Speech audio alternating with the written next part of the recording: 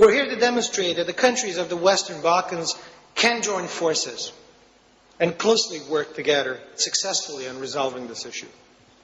This is an obligation to the victims, and this should be the path that we will follow in the future. The regional program for the resolution of the problems of persons in need has been one of the outcomes of these activities.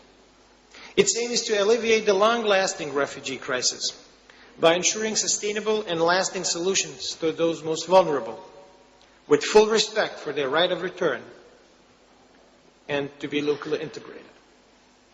The program has envisaged solutions for 27,000 households. In other words, around 73,500 most vulnerable persons who are still living in collective centers over a 5-year period.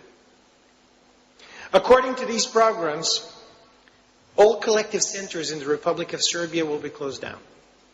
Some of their residents will be given apartments and prefabricated dwellings. Others will be supplied with construction material to build their homes. And still others enabled to purchase village houses. Taking care of the victims of war is our primary aim.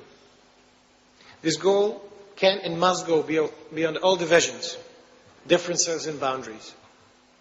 But let me be very clear. Finding a comprehensive solution to the issue of displacement in the Western Balkans obliges us not to languish in our work. We must all redouble our efforts at all levels, including at the national one.